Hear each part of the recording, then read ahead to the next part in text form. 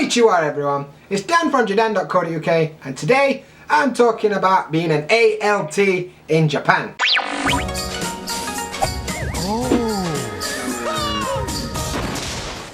Cheers for finding my video everyone, I appreciate that. So recently I quit my Eikaiwa job and I transitioned to being an ALT in Japan. ALT stands for Assistant Language Teacher. And basically you work in a school, like an elementary school or junior high school or an high school, assisting the Japanese English teacher to deliver English to kids. Very different to what I did as an Eikaiwa teacher, but recently I've transitioned and I want to talk about my experience in my first month of being an ALT. But before we get going, today's question is, have you or would you ever work as an ALT in Japan? Do me a favour, comment section below and let a bro know. I want to hear from you. So, basically, I've just completed my first month in a school as an ALT and I wanted to give a bit of an overview of how it was, because chances are if you're watching this video you're thinking about working in Japan teaching English and maybe you want to know about this kind of stuff. So, before I actually got the job, of course I had to interview. So I was already in Japan, so I applied internally as a domestic to a dispatch company. And you know, you apply on the website, you send your CV as usual. Then I had a telephone interview while I were on lunch at my Eikaiwa job that they didn't know I was trying to get another job, so it was a bit weird.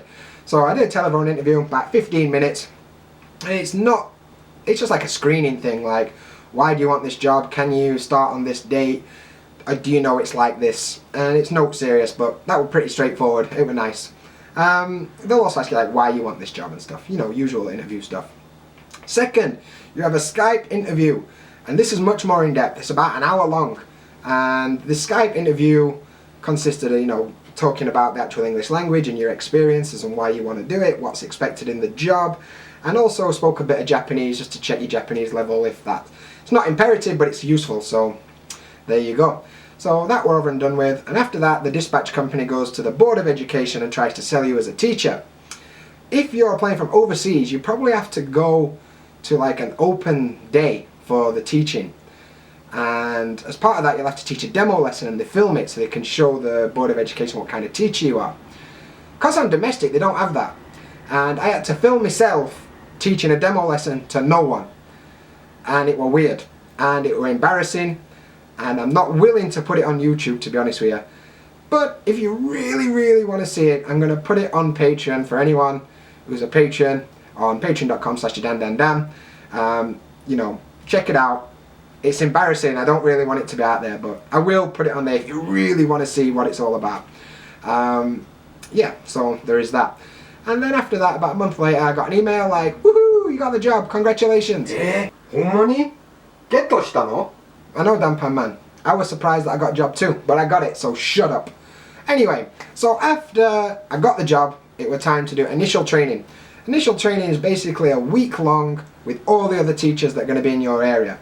So the other I think there were about 100 teachers when I did it, and we're all in a big room doing like almost like seminar-based learning. So you know, there are a main person up front talking, and we were studying, and then we'd practice in as little groups and we'd do like demo lessons kind of thing, teaching whatever they just showed us how to teach. If you've got no teaching experience at all, that's really useful. For me, if like people like me, I've got a bit of experience, it was still useful to learn some tips and tricks that will work in schools. It's very different to what I've done before, so that was kind of cool. In terms of the actual content, it weren't just teaching. We also learned about life in Japan and life in schools and how the school system and the education system works and what's expected of you as a sensei and all this other stuff. Because a lot of people were from overseas and that was their like second day in Japan. They don't know anything, so they have to cover a lot of stuff like that. Surprising stuff in the training was that we had to have a chest x-ray as like a health check to make sure we didn't have TB. And we also had to do a drug test where they put something under your tongue as like a saliva drugs test. So maybe you're interested in knowing that information, and if you Google there's probably more information out there, but being a domestic in Japan, I weren't bothered about that at all, just like whatever. And so yeah, training finished and it was time for first day on job. So I rock up to my school, I got given my school and my schedule, and I was a bit nervous of course, and I wore my full suit even though it was summer and it was red hot. Well, I went to school, I got there about 20 minutes early, I walked in, somebody met me at gate, and I walked in, and I was shown to principal's office, the Kocho sensei. And he's like this old dude, he's cool as fuck, and he trying to speak to me in English even though he knows about 3 words, and so I was speaking to him in Japanese, and they were like, whoa, you can speak Japanese? Like, yeah, a little bit, but not much. Then I also met the Kyoto sensei, which is vice principal, and I mean, the principal kind of doesn't do what a principal in England does, the vice principal does what a principal in England does. Anyway, I sat in their office, making pleasantries for about 10 minutes, and then they were like, oh, it's morning meeting time, wait here.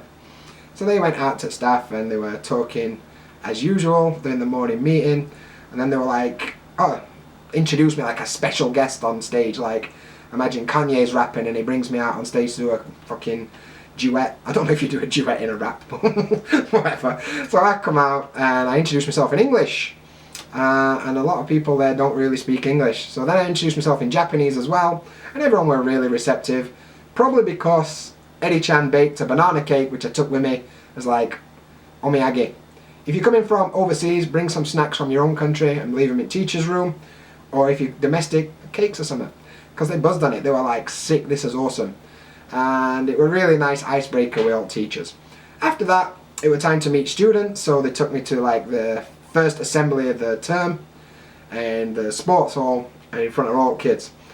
And the dispatch company makes a big deal and never speak Japanese in front of the kids. So I said to the principal, like, okay, I'll talk to him in English. Like, no, maybe Japanese is better, they'll understand that. What? So I introduced myself in English. I kind of like, no, I'll do what I'm told. And they just looked baffled, these kids. They were like, what is going on here? So then I just said, okay, I'll speak to him in Japanese. Same thing in Japanese. And they walked baffled like, yeah, tabun, kimi no nihongo mo zenzen wakaranatta. Shut up, Dampan man. They were impressed I could speak Japanese. They weren't just confused. Dick. Anyway, so after assembly and I greeted all kids and stuff, it was time to get down to business. So I went back to staff room. I got given me textbooks. I looked at what's the curriculum's like, but I didn't have any lessons. The first week back at school is very much not a lesson week. It's getting used to it, and they're doing the clubs and stuff, so that's cool.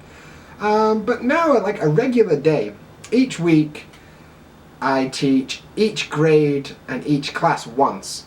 So in my school, the first grade has got 4 classes, second grade has got 5, and third grade has also got 5. So I'm teaching 14 basic lessons a week.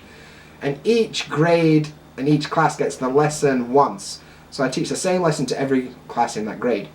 So really I'm only teaching 3 lessons a week, and sometimes it's team teaching, sometimes it's solo teaching, and sometimes I'm just assisting. So it really depends on what the teacher for that class wants.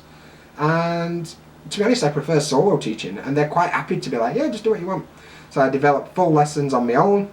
I mean, the dispatch company does have lessons I can download, but I like to put my own touch on it. So I develop my own lessons and my own materials, which is really good experience for me because I enjoy doing that kind of thing. So, and I deliver the lesson to the kids. There is other stuff like I'm helping people with speech contests, and I'm being involved in sports days, and other things and bobs like daily school life. And a lot of the time, because I do have some downtime at school, I made like an English board, and I'm trying to start like an English conversational club, and just trying to get involved and give the kids more English time basically and exposure. So that's kind of cool. So just to finish up this video as a conclusion, first of all, I really enjoy being an ALT in Japan. A lot of people like rag on it, but maybe it's just that I'm in a good school, or maybe it's just that I got lucky and this is for me.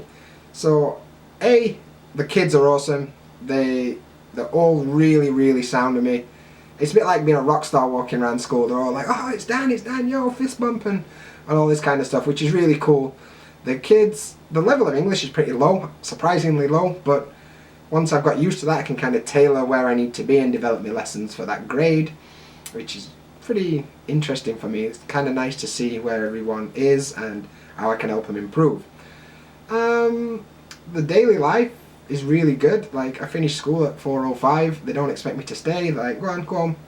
And I've got evenings and weekends free, which is really, really, really good compared to where I worked in an Eikaiwa. Negatives. So far there ain't really been any, to be honest.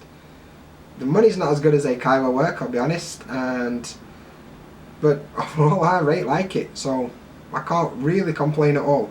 And that is basically what I think about being an ALT after 1 month. Maybe in a year I'll make another video and it'll be quite different, but for now, I'm buzzing on being an ALT. So I hope that information was useful to you.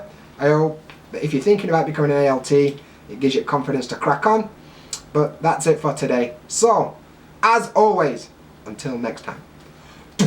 Jamata!